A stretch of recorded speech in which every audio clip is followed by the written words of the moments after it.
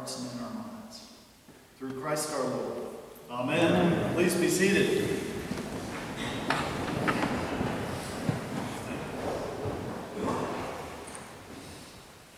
Today is the fourth in our Advent series where Jesus is our promise, and he promises hope and peace and joy. Today, Jesus is our promise of love. That's what the fourth candle is on the Advent wreath. I want to begin with a story that John Trent told in his Men of Integrity magazine. When he was a Young Life group leader, every summer he would round up kids who needed to go to camp, but especially those who needed to hear the gospel. And one summer, a boy named Mark was one of those children. So they went to camp, and the main speaker was Bob Mitchell, and he called all the shots, including when they would eat their meals. And so Mitch, as they called him, would meet with the cook on a regular basis to talk about when the meals would be served, etc., just so they were planned and ready to go. Well, the cook worked exhaustingly to provide these meals, and she was always really tired. And so when he would meet with her, he would have her sit down while he stood. She would take his chair so she could sit and rest. The thing is, nobody noticed that little bit of kindness on Mitch's part, except for Mark. And so Mark began to listen to Mitch's speeches, his talks. Up until that point, he just came for the fun and perhaps find a girl. You know how teenagers are. But he started listening to Mitch's talks. And by the end of the week, he had accepted Christ as his Savior. And he said, yes, the speeches made sense to me, but what really made it for me was seeing Jesus' love manifest in Mitch to that cook. And he said, if that's what it means to be a Christian, then I want to be one. Just that small act of kindness that no one noticed except for that boy Mark. Well, that's the love of Christ being expressed in a very small way, obviously. But what made that possible for Mitch to do? Why? He's the speaker at this camp. He's got all these kids listening to him, and yet he noticed and took the time, that little small kindness. How could he do that? I mean, what motivated him to do that? Let me read from John 17. Jesus is in the middle of his big it's called the high priestly prayer if you turn to those chapters.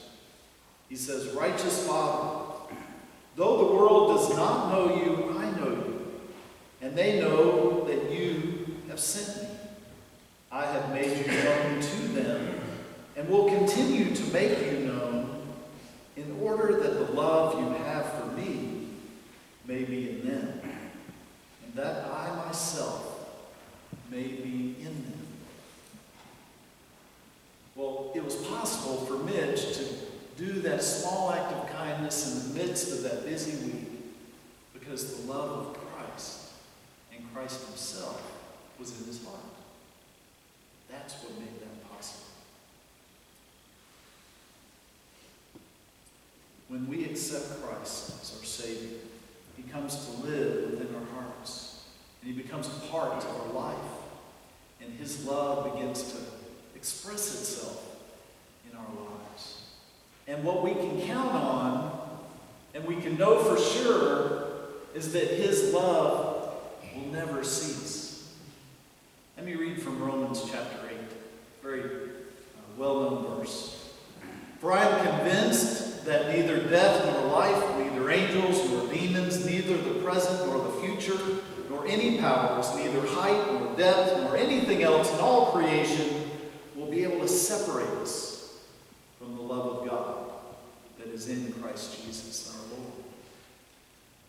I don't know about you, but that gives me great comfort to know that it doesn't matter what's going on around me in the world. The circumstances of life can be just horrible, but His love remains constant. It can't be stopped by anything going on around us or in the world.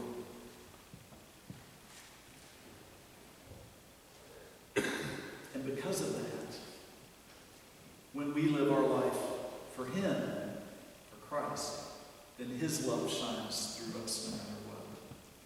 Last scripture today from 1 John chapter 3. This is how we know what love is. Jesus Christ laid down His life for us. And we ought to lay down our lives for our brothers and sisters.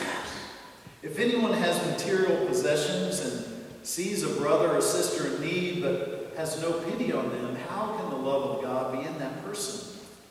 Dear children, let us not love with words or speech, but with actions and in truth. Powerful love, powerful words by the Apostle John, written towards the end of his life, remembering the love that Christ had for him and the other apostles and for all of humanity in dying on the cross, and what that means to put that love into action in our lives. I want to end with another story. I ran into this as I was researching this sermon, and it just grabbed me because it has to do with the Christmas season. A man named, and this article was in the Washington Post last year in December. Owen Williams and his wife befriended their elderly neighbor when they moved into their new home 3 years prior to this. And then their daughter Katie came along and was born. And neighbor Ken, the elderly gentleman, became a grandfather figure to Katie. Well, Watson died about 8 months or so after getting to know Katie, when Katie was 2 years old. A few days later, after he died, his daughter came knocking on the door of the Williams home, and she had a large bag in her hand, and it was real heavy for her to carry, but she came and she started pulling presents out of the bag. And when she was done, there were 14 presents sitting on their dining room table, all for Katie from Ken. She couldn't believe it when she initially found the gifts and put them in the bag. She said, "I can't believe you bought this many gifts for Katie." And she brought them over. And then Williams, Owen, her father, wrote, he thought, it might be a great idea if we give Katie one gift every year for the next 14 years. His conundrum was that, what if she's 15 and she opens a present from this man and it's a box of Legos? Teenagers might not be so crazy about that, so he posted this whole story on Twitter just to get some feedback from his family and friends and whatnot. 67,000 Twitter responses later, he realized that the general consensus was, don't give them all to her now, give them to her one at a time. He had even considered unwrapping all of them, checking them out, and then putting them in order so that when she was 16, she'd get the present that was for a 16-year-old. But they said, no. Make it a mystery every year. A gift from Ken, her grandfather. And so that's what they did. And every year after that, Katie opened one gift from Ken, whom she had known when she was 2 and 3 years old. That's the love of Christ for a little child. Let us pray.